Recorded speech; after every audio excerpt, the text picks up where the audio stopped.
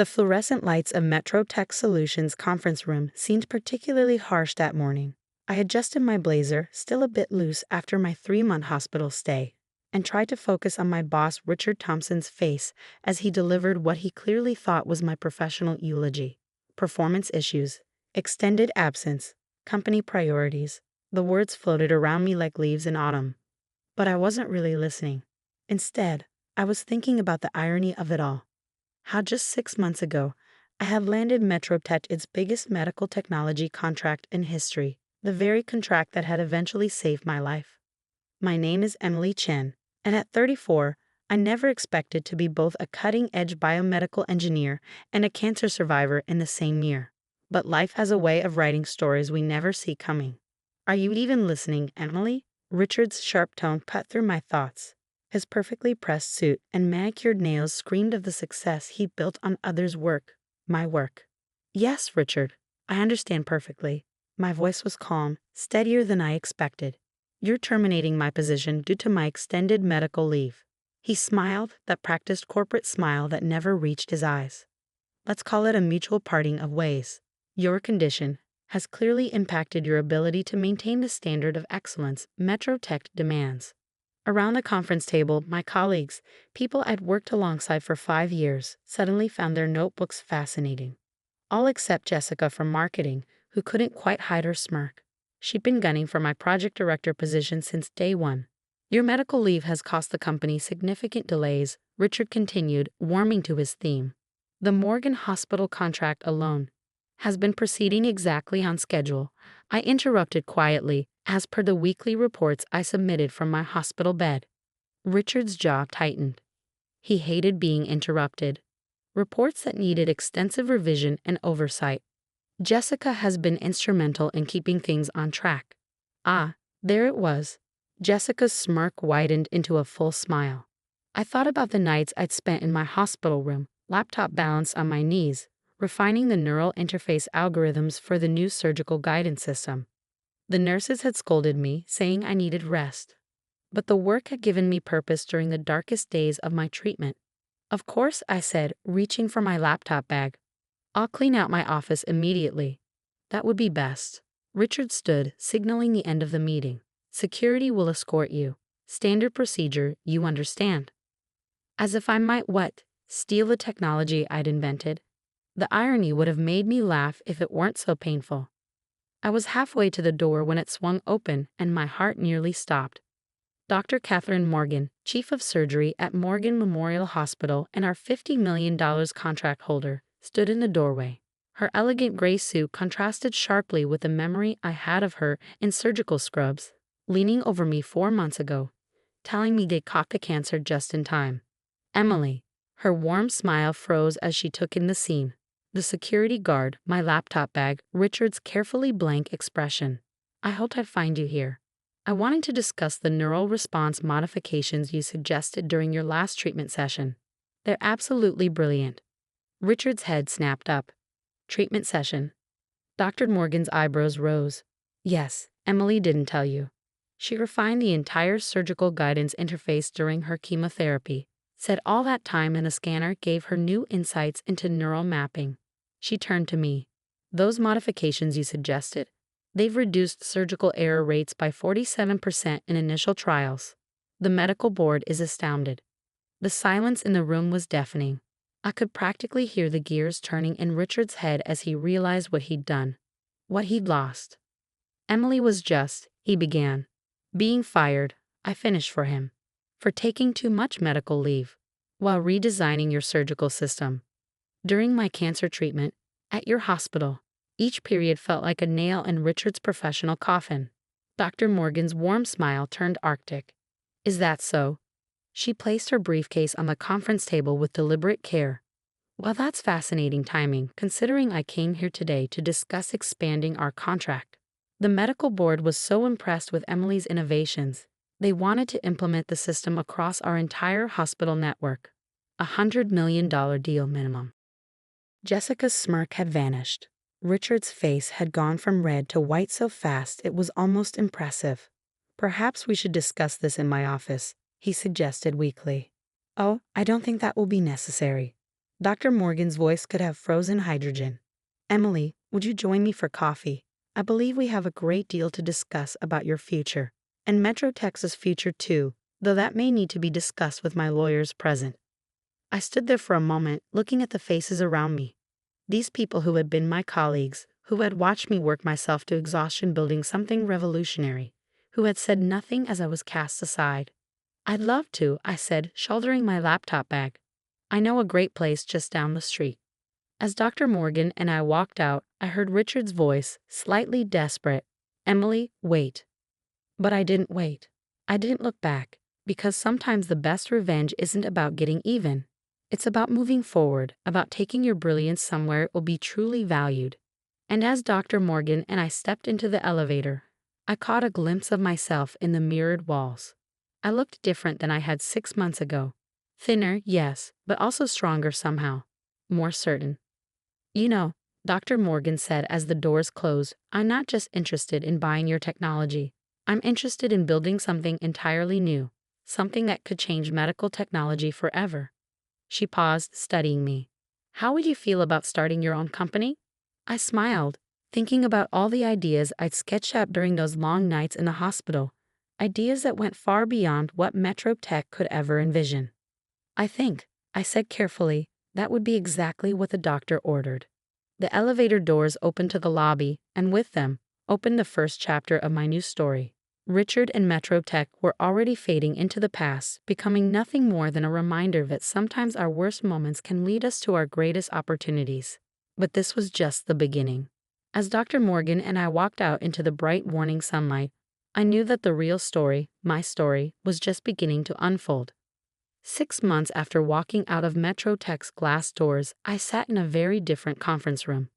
The furniture was secondhand, the walls needed painting, but the energy in the space crackled with possibility. Around the table sat my newly formed team, brilliant minds I'd handpicked, people chosen not just for their expertise, but for their integrity. The initial trials at Morgan Memorial are exceeding all expectations, Dr. Sarah Wong, my head of clinical research, reported. Her eyes sparkled with excitement as she pulled up the latest data. The enhanced neural mapping system is showing a 63% improvement in surgical precision. We're revolutionizing microsurgery. I smiled, remembering how Richard had once called these same innovations unrealistic and too ambitious. Now, Neurovision Medical Technologies, my company, was making them reality. But success never comes without resistance. My phone buzzed with an incoming email, and my smile faded as I read it. Metro Tech's lawyers? Asked Michael Torres, our legal counsel. He'd been handling the increasing stream of threats and challenges from my former employer. I nodded. They're claiming ownership of the neural interface patents, saying they were developed while I was their employee. But that's not, Sarah began, indignant. True? I finished. No, it's not. Every innovation in our current system was developed during my medical leave, after they'd already begun the termination process. And more importantly, I pulled out a thick folder I kept secure since my hospital days. I documented everything, every idea, every line of code, time-stamped and witnessed by the hospital staff. Michael grinned. They have no idea what they're walking into, do they? Before I could answer, my assistant rushed in. Emily, you need to see this. She handed me her tablet, open to a tech industry news site. The headline made my blood boil. Metro Tech announces revolutionary neural surgery system. Below was a photo of Richard and Jessica at a press conference, standing proudly before a system that looked suspiciously like an early prototype of mine, the one I'd left behind. They're trying to beat us to market, Sarah said, reading over my shoulder, with an inferior copy of your work. I should have been angry. Instead, I felt an odd sense of calm. They're desperate, I said. They know we're close to FDA approval.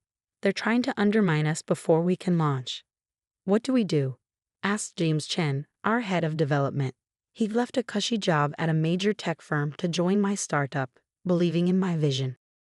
I stood up, walking to the whiteboard where we'd mapped out our development timeline. We don't change a thing. We stay focused on building something better. I turned to face my team. They're fighting the last war. We're creating the future. The next few weeks were intense. While MetroTech made splashy announcements about their innovative system, we quietly continued our work. Dr. Morgan's hospital network provided invaluable real-world testing opportunities, and each success strengthened our position. Then came the day that changed everything. I was in the lab, fine-tuning the neural response algorithms, when Dr. Morgan called. Her voice was urgent. "Emily, how quickly can you get to the hospital? We have an emergency case, a young girl with a brain tumor. The conventional surgical approach is too risky." I glanced at the prototype we'd been testing. The system isn't fully certified yet. The FDA has granted emergency approval for this case. The family's desperate. They've heard about our trial results. 2 hours later, I stood in Morgan Memorial's advanced surgical suite, watching as Dr. Morgan used our system to navigate through the delicate tissues of 8-year-old Sophie Martinez's brain. The neural interface provided unprecedented precision, showing pathways and dangers invisible to the naked eye. The surgery lasted 9 hours. When Dr. Morgan finally emerged, her smile told us everything we needed to know. "Complete success," she announced to the waiting family.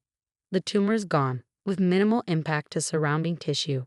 As the parents wept with joy, I felt a hand on my shoulder. It was Dr. Morgan. "This," she said quietly, "is why we do what we do." The success story spread rapidly through the medical community. While MetroTech was holding press conferences, we were saving lives. Other hospitals began reaching out, asking to be part of our trials. Then came the morning of MetroTech's big product launch. I was surprised to receive an invitation. Clearly a power play on Richard's part, a chance to show off his victory. I decided to attend. The hotel ballroom was packed with media, investors, and medical professionals. Richard took the stage, confident as ever. "Today, MetroTech revolutionizes surgical technology," he began. I sat quietly in the back, watching as he demonstrated their system. It was exactly what I feared, a rushed, superficial copy of my early work. As he walked through the features, I could see the flaws, the corners cut, the safety issues they hadn't even recognized. During the Q&A, a hand raised in the middle of the room. "Dr. Thompson, could you address the safety concerns raised by the Medical Technology Review Board?" Richard frowned. "What concerns?" Dr. Catherine Morgan stood up, commanding the room's attention. "The board's analysis found critical flaws in your neural mapping system. The same flaws, interestingly, that Emily Chen identified and solved months ago, after you fired her." The room erupted in murmurs. Richard's face reddened. "Those claims are unsubstantiated." "Actually," another voice called out, Dr. Wong, standing by the door, "they're extensively documented. We've submitted comprehensive safety studies to the FDA comparing your system's approach with our corrected methodology."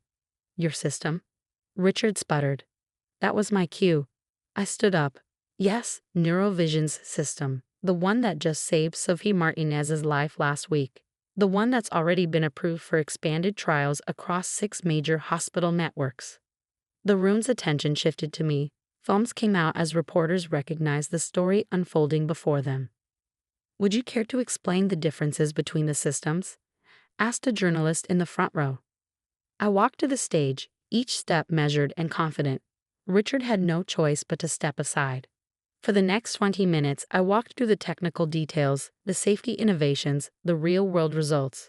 I didn't need to attack MetroTech's system, its flaws were self-evident in comparison. In conclusion, I said, medical technology isn't about being first to market. It's about the investigation. Every innovation in our system comes from real experience, including insights gained during my own battle with cancer, a battle that MetroTech considered too inconvenient to accommodate. The silence in the room was deafening. Then, from the back, someone began to applaud.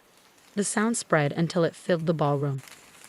I looked at Richard, standing forgotten at the side of the stage. He wouldn't meet my eyes. In the weeks that followed, MetroTech's stock took a significant hit. They withdrew their system for further development. Jessica resigned. Richard was quietly moved to a less visible position. But I barely noticed. I was too busy building something that mattered. 1 year to the day after my firing, I stood in our new headquarters, a renovated research facility with state-of-the-art labs and a view of the city. Dr. Morgan had become our board chair, helping guide our expansion into new areas of medical technology. Our team had grown to over 100 people, each chosen for their brilliance and their heart. On my desk sat a frame containing my original termination notice from MetroTech, next to a recent headline: Neurovision Technologies Revolutionizes Surgical Care. CEO Emily Chen named Medical Innovator of the Year. But my favorite moment came later that week, during a routine surgery using our system. As I watched from the observation room, a young resident turned to me and asked, "How did you even think of this approach?" I smiled, remembering those long nights in the hospital when what seemed like the end of my career had actually been the beginning of something far greater.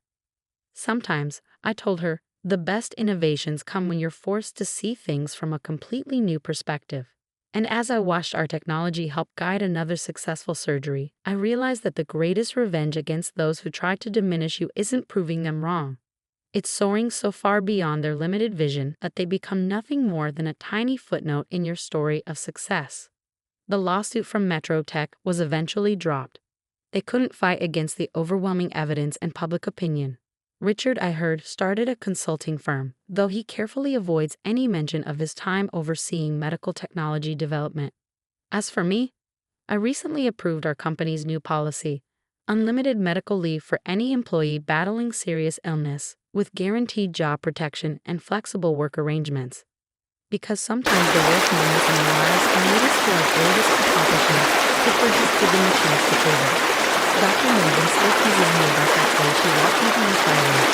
Best timing of my career, she says. I disagree. The timing wasn't lucky, it was inevitable. Because sooner or later, truth and talent will always rise to the surface. The trick is to keep believing in yourself long enough to see it happen. Last week, I received an invitation to speak at a major medical technology conference. The topic? Innovation through adversity: how personal challenges drive professional breakthroughs. I accepted immediately. After all, I have quite a story to tell. They say grief comes in waves. What they don't tell you is that sometimes those waves crash into you while you're standing in your childhood kitchen, staring at a half-empty coffee mug your father will never drink from again. I'm Emily Chen, 35, and 2 weeks ago, I lost both my parents in a car accident. Mom and Dad were driving home from their weekly date night when a drunk driver ran a red light. They died instantly, or so the police told me. I'm still not sure if that makes it better or worse. The house feels different now. Every creak of the floorboards, every tick of the grandfather clock in the hallway serves as a reminder that I'm alone here. Well, not entirely alone. I moved back in 6 months ago when Dad's Parkinson's started getting worse. Mom needed help, and being a freelance graphic designer meant I could work from anywhere. My older brother Michael hadn't exactly volunteered, too busy with his real estate empire in the city. "You should stay with them, he'd said during one of our rare phone calls. "You're single? No kids. It makes sense." The way he emphasized single made it sound like a character flaw rather than a choice. But I'd learned long ago that arguing with Michael was like trying to nail Jell-O to a wall, messy and pointless. So I moved back to the suburbs, into my old bedroom that still had glow-in-the-dark stars on the ceiling. Mom had kept it exactly as I'd left it after college, right down to the Taylor Swift posters and the corkboard filled with high school memories. During those 6 months, I watched Dad's hands shake more with each passing week, helped Mom with the cooking and cleaning, and tried to memorize every detail of their faces, every story they told, every laugh we shared. I didn't know I was creating my last memories with them. The sound of tires on gravel snapped me out of my thoughts. Through the kitchen window, I watched Michael's black Mercedes pull into the driveway, the morning sun glinting off its pristine surface. He'd been surprisingly absent since the funeral, claiming he was handling the paperwork and dealing with the estate. Whatever that meant. The front door opened without a knock. Michael never knocked, not even when we were kids. He walked into the kitchen like he owned it, his expensive suit a stark contrast to my worn jeans and Dad's old Northwestern sweatshirt that I couldn't bring myself to wash because it still smelled like him. "Emily," he nodded, setting his leather briefcase on the counter. "We need to talk." Something in his tone made my stomach clench. I'd heard that tone before, usually right before he announced something that would upend my life. Like when he told me he'd borrowed my college fund to start his business, promising to pay it back with interest. I'm still waiting. "What's wrong?" I asked, wrapping my hands around my coffee mug, seeking comfort in its warmth. Michael pulled out a chair but didn't sit. Instead, he leaned forward, his hands gripping the backrest. I've been going through Dad's will and other documents, he began, his voice carefully neutral. There are some things we need to discuss about the house. What about it? Dad left it to me. The words hung in the air between us, heavy and sharp. I stared at him, waiting for the punchline that never came. That's impossible, I finally managed. Dad would have told me. I've been living here, taking care of them. Which we're all grateful for, Michael cut in smoothly. But the fact remains, the house is legally mine now, and I think it's time we discussed your living arrangements. The meaning behind his words hit me like a physical blow. You want me to move out? I'm planning to sell the house, he continued as if I hadn't spoken. The market's hot right now, and this neighborhood has really come up in value. The property could easily fetch 7 figures. I felt the room spin slightly. The house had been in our family for 3 generations. Grandpa Chen had bought it in the 1960s when few Chinese families could get mortgages in suburban neighborhoods. Dad had grown up here, and so had we. Every wall held memories, every room echoed with our family's history. You can't sell it, I whispered. This is our home. Michael's expression hardened. It's an asset, Emily, and as the executor of the estate, it's my responsibility to manage it properly. Show me the will, I demanded, standing up so quickly my chair scraped against the floor. He opened his briefcase and pulled out a document, sliding it across the table. I snatched it up, scanning the pages with trembling hands. There it was, in black and white. To my son, Michael Chen, I leave my primary residence. This doesn't make sense, I muttered, reading and rereading the paragraph. Dad would never. He knew I would make the smart financial decision. Michael said, straightening his tie. Unlike some people, I understand the value of property in today's market. The implied criticism stung, but I was too shocked to respond. My eyes kept going back to the date on the will, March 15, 2024. Just 2 months ago. Dad could barely hold a pen in March, I said slowly, pieces starting to click together. His tremors were so bad he couldn't even sign his name most days. Something flickered across Michael's face. Concern? Fear? But it was gone so quickly I might have imagined it. The will is properly witnessed and notarized, he said firmly. Now, I'm willing to be reasonable about this. I'll give you 60 days to find a new place. No. The word came out stronger than I expected. Michael blinked, clearly not used to being contradicted. Excuse me? I said no, I'm not leaving and you're not selling this house. Michael's carefully maintained composure cracked. This isn't a negotiation, Emily. The house is mine legally. If you force me to, I'll have my lawyers. Your lawyers? I laughed, but there was no humor in it. You mean the ones Dad paid for when you were starting out? The ones who helped you set up your first property deal? Don't be bitter, it's not attractive. Michael sneered. Just because you chose to waste your potential on artistic pursuits doesn't mean. Get out. You can't throw me out of my own house. Watch me. I walked to the front door and held it open. And Michael, don't come back without the real will. He gathered his briefcase, his movements sharp with anger. You're making a mistake, Emily. A big one. I'll give you a week to reconsider before I involve my lawyers. After he left, I sank to the floor, my back against the door. The house seemed to close in around me, every surface holding memories that suddenly felt threatened. Mom and Dad couldn't be gone just for their home to be sold off like any other property on Michael's books. There had to be something I was missing. I spent the next 3 days going through every drawer, every file cabinet, every box in the attic. Dad had always been meticulously organized, keeping everything from old tax returns to childhood report cards carefully labeled and filed. But I couldn't find another copy of the will. What I did find, tucked away in Dad's study desk, was his journal. The last entry was dated just a week before the accident. Michael came by today, pushing about the will again. I told him no. This house stays in the family, stays with Emily. She's the one who understands what that means. I've made arrangements. You will know where to look. My heart raced as I read the words over and over. You will know where to look. Dad was trying to tell me something, but what?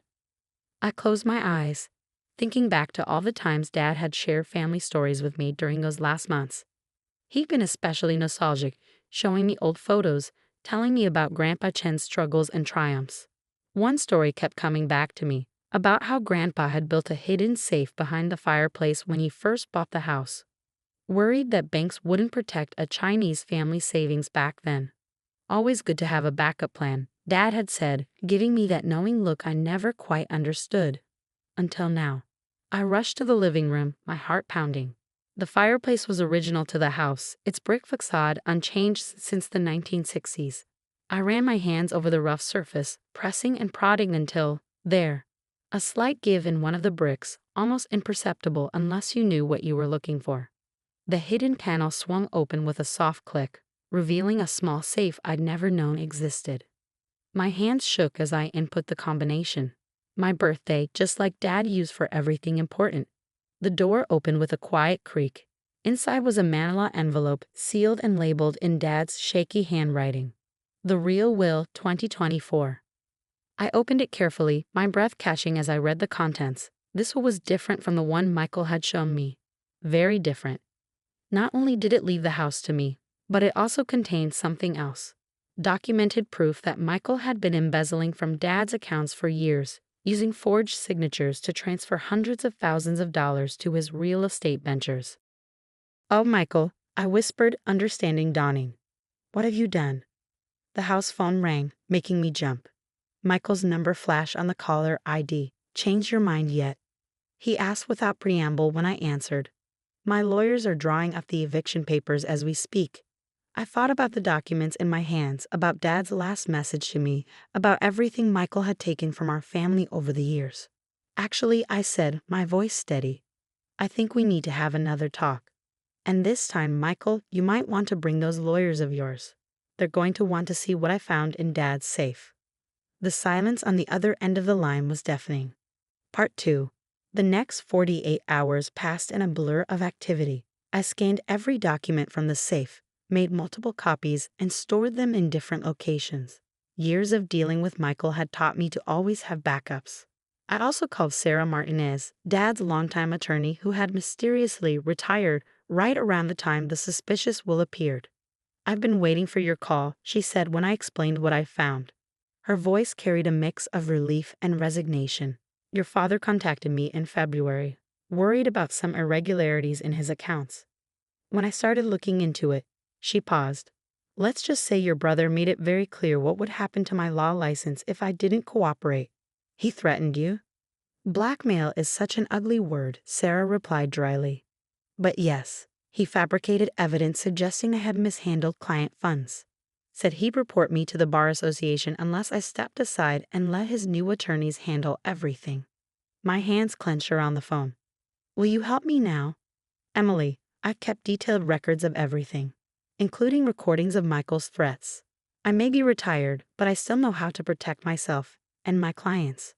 By the time Michael arrived at the house the next morning, I was ready. He brought 2 attorneys with him, both young men in expensive suits who looked like they'd stepped out of a corporate law firm catalog. I had Sarah Martinez sitting beside me at the dining room table, her silver hair pulled back in a neat bun, her expression pleasantly neutral. Michael faltered slightly when he saw her but recovered quickly. "Sarah," he nodded. "I thought you retired." "Oh, I have," she smiled, the expression not reaching her eyes. "I'm just here as a family friend, supporting Emily, you know." They sat down, Michael's lawyers arranging their papers with practiced efficiency. "We have the eviction notices prepared," one of them began, but I cut him off. "Before we start," I said, sliding a folder across the table, "you might want to look at these." Michael didn't move to take the folder, but one of his lawyers opened it. I watched their faces as they read, the younger one's eyes widening, the older one's lips pressing into a thin line. Michael's complexion turned ashen as they whispered to him. "Where did you get these?" he demanded, his voice hoarse. "Dad's safe, the one Grandpa built. The one you never knew about because you were too busy making money to listen to family stories." I leaned forward. "It's all there, Michael. Every forged signature, every unauthorized transfer, every cent you stole from our father while he was dying." "I didn't steal anything," he snapped. "I was investing in our family's future. Dad didn't understand modern business. Dad understood exactly what you were doing." I cut in. He just couldn't believe his own son would betray him like this. "Want to know what else is in that folder?" "The real will, the one that leaves the house to me and explicitly states that if you contest it, All evidence of your fraud goes straight to the FBI. The silence that followed was absolute. Even the grandfather clock in the hall seemed to hold its breath. Mr. Chin, the older lawyer said quietly, I suggest we take a brief recess to discuss. There's nothing to discuss. Michael stood up so abruptly his chair toppled backward. This is blackmail. Sarah spoke for the first time, her voice gentle but firm. No, Michael. This is accountability, something you've managed to avoid for far too long. He turned to his lawyers. She can't do this. There must be some way to. Sit down, Michael. My voice cut through his rising panic. We're not finished. Surprisingly, he sat. Maybe he saw something in my expression, some echo of Dad's authority that even he couldn't ignore. Here's what's going to happen. I continued, pulling out another document. This is a new agreement drawn up by Sarah before her retirement. You're going to sign over any claim to the house. You're going to repay every cent you took from Dad's accounts with interest. And you're going to do it quietly, without involving lawyers or courts. And if I refuse? I smiled, but there was no warmth in it. Then every bank you do business with, every investor in your properties, every client you've ever had will receive copies of these documents. How long do you think your real estate empire will last when people learn you built it with stolen money? Michael's facade cracked. For a moment, I saw the scared little boy he must have been before greed and ambition twisted him into the man sitting across from me. You destroy me?